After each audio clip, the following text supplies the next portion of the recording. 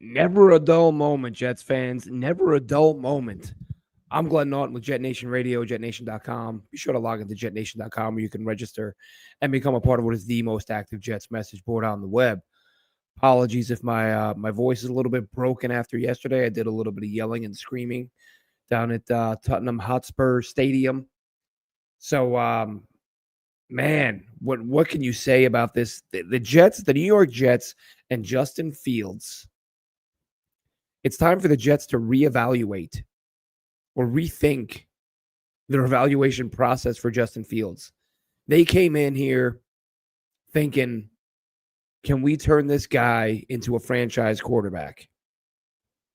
Can we get him to hit his ceiling? The tools are there. The traits are there. I talked about it all off season.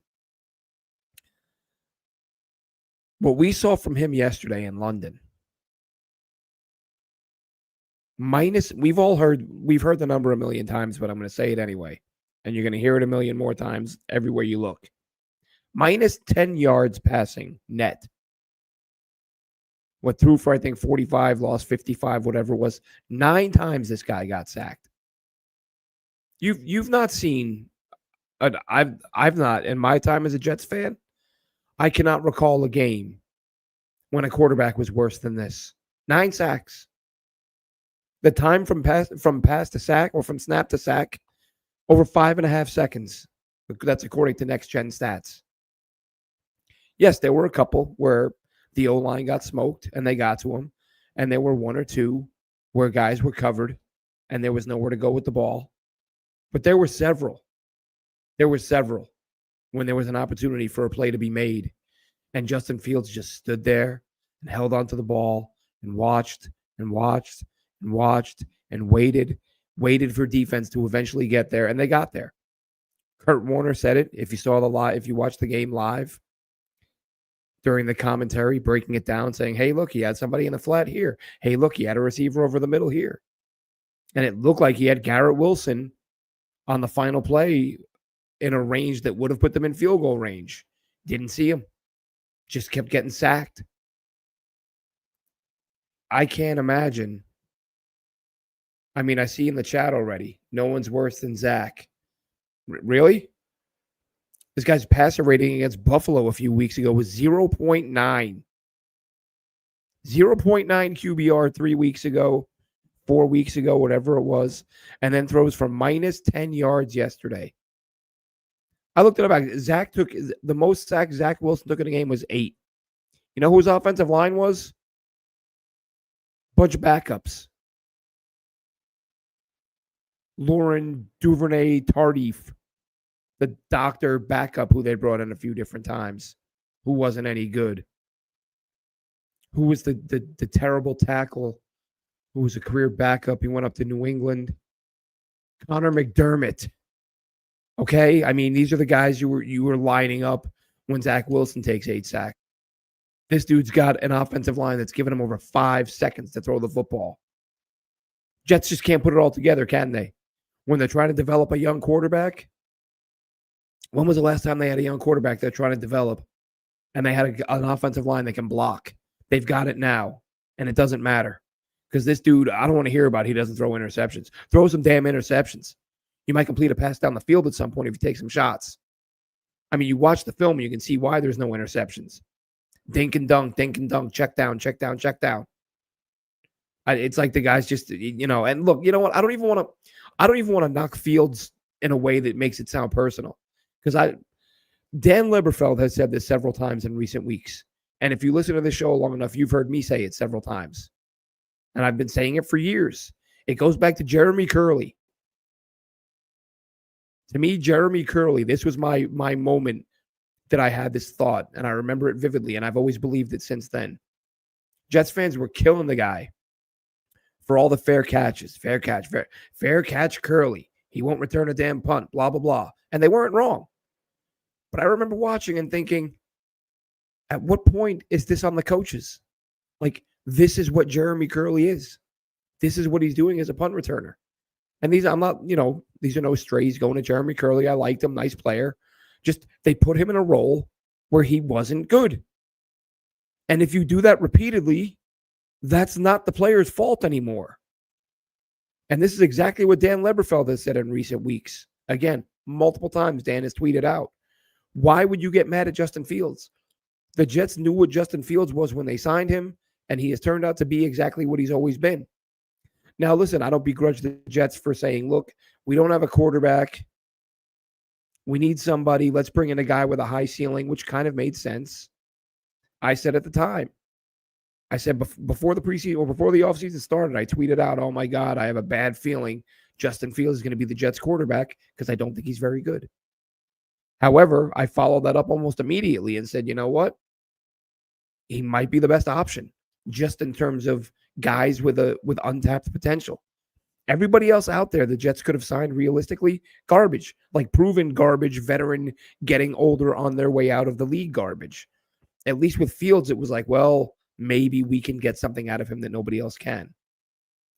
So ripping him for being what he is, I'm not going to do that. Yeah, I'm going to get frustrated. I think the thing I was screaming most yesterday was throw the damn ball. Like, yeah, you're going to get mad watching the guy play the game, but this is what he is. And the Jets knew this and they brought him in. And if I say this, every now and then, right, I'll make the point like, man, I wish I was a fly on the wall because here's a piece of information I wish I had access to. I wish I knew this. I wish I knew that. You know what I wish I knew right now? I would love to know what Aaron Glenn and Darren Muji said to Woody Johnson when they said, Woody, we'd like to pay this guy $30 million guaranteed dollars. Because when people talk about, oh, AG needs to be replaced and da-da-da-da, something that's going to go a long way in determining that. Did Aaron Glenn sit down and say, Mr. Johnson, I think we give this kid $30 million because he's a really good player.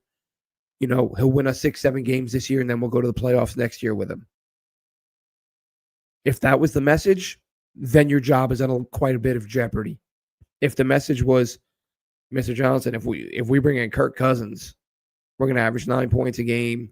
We have a guy who's going nowhere. And I know he wasn't a free agent. I mean, trade. Anyway, if we bring in any of these other guys who are available, there is no chance of them improving and us getting better and going anywhere. They're all dead-end options. Justin at least has some potential. I can't promise you what he's going to get, what we're going to get out of him, but we may get something. And this is the price we have to pay to outbid the Steelers. That's one thing. But if he's like, hey, I know we can get this out of him. He's going to win this many games. And this team is on their way to, who knows, winless as possible. I mean, look, there's bad teams on the schedule, but nobody's worse than the Jets right now. So does having a bad team on your schedule matter when everyone is still better than you, which is the case right now? Now, defensively, the Jets obviously were much better. We saw fewer missed tackles. Just a really good job all around containing Denver all day. But Justin Fields right now, in a span of 6 weeks, I'm seeing Zach Wilson apology tweets. I'm seeing fans like, yo, Zach, sorry, we thought you were the problem. Sorry, we thought you were the issue. It's just unbelievable. It's unbelievable this one. And thanks a lot to Chris in the chat saying everyone like, support, subscribe. Please do. Please do. Feel free. We appreciate it when people tune in, jump in the chat. And look, this is a tough football team to follow, right? And it's also a tough football team to play for, according to Breece Hall. If we're going to get a little bit, into interpreting his somewhat cryptic message on Instagram a little while ago, saying that people want him to lay down, but he has something to prove. And then hashtag free 20. I mean, he's asking for a trade. He said, listen, when he said a couple weeks ago, I only have so many years to play. I only have so much time to prove what I can do. That was him saying, let me get out the door. Let's move on. Come on. I'm wasting my time here. We suck. Nobody, we don't stick with the run when I'm running well. We don't throw it to me when we're not moving the ball.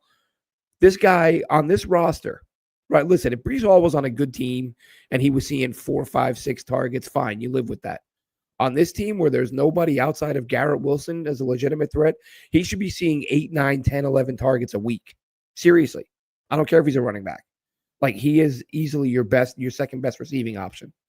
And he's seeing 4 or 5 targets. It's ridiculous. And listen, we can talk about, is Justin Fields going to get him the ball? I understand that. But you still have to try. You can't just say, well, the quarterback isn't good, so we're just going to stop trying. You don't do that. You don't do that. My info, how we doing, buddy? He says we should start fresh, get a real GM who knows about football. Now it's a year later to draft a QB. We need a new coach who knows football.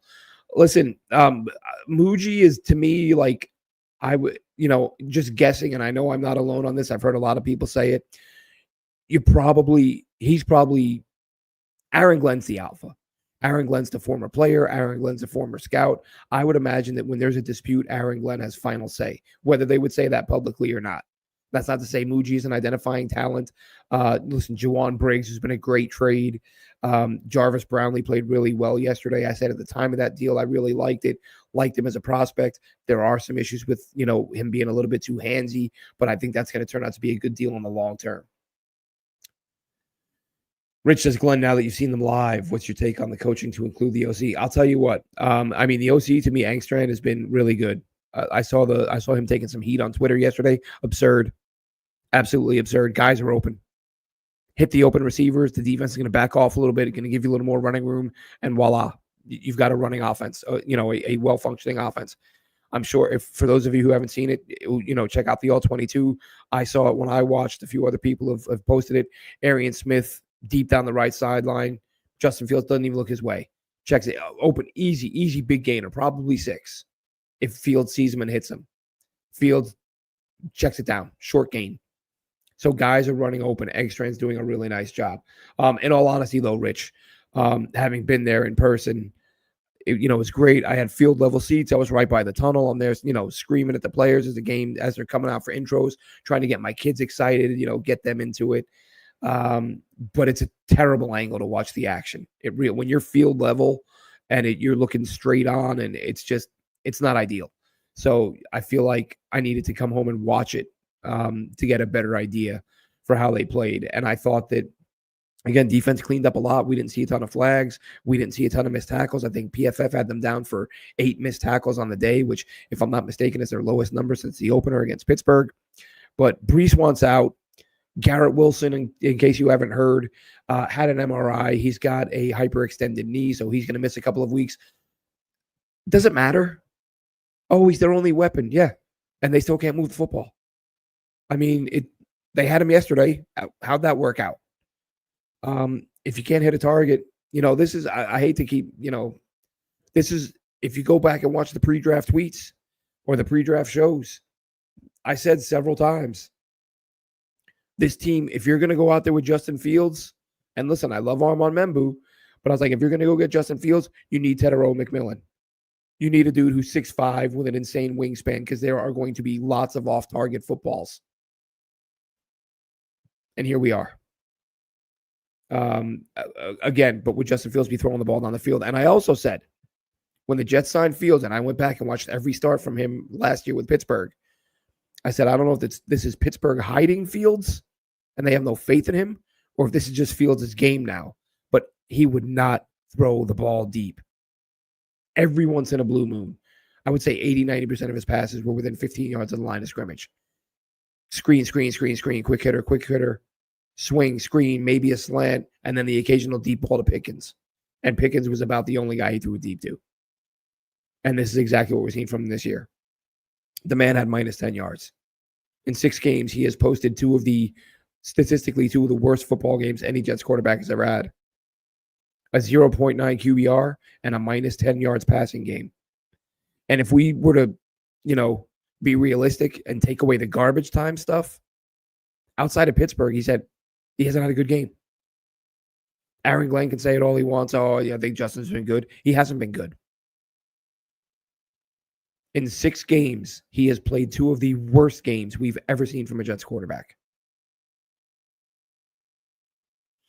I want to believe he can turn it around. I do. He's a good kid. You listen to him speak. There's zero reason to doubt his work ethic. He says all the right things with the media. He's a pro. He does all the things you want your guy to do when he's engaging. On the field, it's so bad. It's so bad. And I'm honestly, as much as I'm a diehard lunatic fan for this team, I'm generally pretty chill when I, live. A little bit of cheering, a little bit of yelling, but I'm like, I'm an old man. I don't need to be yelling and raising my voice. Yesterday, and I think, honestly, I think I stayed pretty chill and quiet, a little bit of cheering, with the intros. And then I didn't say a whole lot until that debacle at halftime. And when it started to dawn on me they're going to let this clock run out. There's about 4 seconds left, and I look up, and from that point on, I was a maniac, screaming, run a goddamn play, snap the ball, do something. And then every time we took a sack, I'm literally screaming, throw it, throw it, throw it. Wouldn't throw it. So Aaron Glenn, making the excuses he's going to make. Justin's been good in all but one game. False. Aaron Glenn, listen, here's the thing with Aaron Glenn. And I talked a fair bit about this really off the air because listen, I love the Aaron Glenn hire. I loved him as a player. I still have a lot of hope for him as a coach. And I wasn't going to be like, oh, they've just, now listen, I wasn't going to do the honeymoon thing where I said everything he did was perfect. But I wasn't going to come out and nitpick at stuff. But one thing Aaron Glenn did that I thought was a little weird early on was being confrontational or standoffish with the media when they weren't being out of line, when they were just asking normal, regular questions I would expect the media to ask. And he was being really snarky. And there's a part of me going, is he built for this? You have to be able to handle the media. Nothing bad is happening. You haven't played a game yet. The press is just asking questions about guys on the team. And the answers are very who do you think you are to ask me that? Those weren't the words, but that was the tone. And I'm like, he's got to, coach. No one's criticizing you. No one's attacking anyone. You're being asked a question, and a fair one. And I saw it 4, 5, 6 times. And I was like, all right, this is mostly nothing, but it's a little bit worrying. And we'll see where this goes. And now we see it yesterday. Brian Costello asks a very fair question. Is Justin Fields your quarterback next week? Come on, what kind of question is that? It's a question you ask a coach whose quarterback just threw for negative 10 yards. And Justin Fields hasn't thrown a go-ahead touchdown since week 1. The whopping 3 touchdowns he's thrown since then, the Jets have been down by at least 2 touchdowns.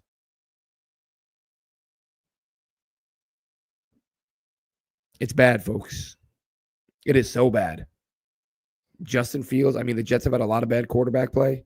And I could be wrong. Maybe there's another quarterback at some point in the history of the franchise or in my lifetime that has posted negative yards passing a couple weeks after posting a sub-1 QBR. And again, this isn't to say he can't turn it around.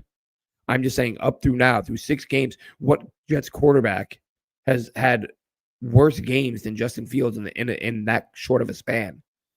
And again, spare me he's got 4 touchdowns and no picks. Yeah, he's got 1 touchdown to give him a lead, 3 touchdowns trailing by 2 touchdowns or more in the fourth quarter. That's window dressing. That's lipstick on a pig. Let's be real here. All right, he's got 1 touchdown in crunch time in a meaningful moment. So it's been ugly. I hope it gets better. I hope like hell it gets better. But I think a lot of folks are all in on the tank. Justin in the chat here, all in on the tank. And as I say, but I say it all the time. I feel like I shouldn't have to clarify. But you get those fans that are like, players don't tank. No, they don't. They don't. But when you just can't win, it feels like a tank. I know I would never say any players are going out and just nobody is trying to get themselves replaced. Although on this roster, you might. But nobody's going out there and thinking, oh man, if we lose this week, we get a higher draft pick. Yeah, they might draft a dude that plays your position. Players don't tank. You might have organizations that when the season starts, they're building it in such a way that they know they're not going to win any games. I don't think that's what Darren Muji was doing. I think he, like Aaron Glenn said, expect to win right away. Not happening, folks. Not happening. My info, before we roll out, my info asks if the Ravens blow up the team and the coach is let go, do you think the Jets would look at that? Listen, I've talked about that a week or two ago. If a legit proven quality head coach shakes loose and you're the Jets, I would like to believe you part ways with Aaron Glenn if things aren't better and get that coach. But I don't think Woody Johnson is going to be paying 3 coaches. He's still got a couple years of Saleh. He would have 4 more years of Glenn and then the new guy. He'd be paying like nearly $30 million a year for coaches. That doesn't seem like Woody's style, because if it's an in-demand guy, Woody's going to have to grossly overpay to get him to come here. Aaron Glenn, first-time head coach, he's getting like 12, 13 million a year. You want Harbaugh? 20. You think he's going to pay? You think Woody's going to pay Harbaugh 20, Aaron Glenn 13, and Saleh another 7, or whatever his number is? 20. That's 40 million. That ain't going to happen. I would like to think it would, but don't see it happening. Justin Fields, folks, 6 games in, looks like an absolute complete disaster. Lost. Damian Woody tweeted it out yesterday. Said this is gross, something along those lines. Like longtime Jets players, proven NFL vets that are watching this guy. Kurt Warner was as nice as could be, but pointed out several times during that broadcast. Open guy here, open guy here, open guy. And there were plays where he said, Fields coverage sack, nobody open. So he was fair. He wasn't dogging the guy. Just so bad. It's so much worse than anyone ever could have anticipated. Like I said, Zach Wilson, Luke Falk, Trevor Siemian, Tim Boyle, none of these guys had a game like Justin Fields had yesterday, despite plenty of time to throw. It was terrible. Have a good one, Jets fans.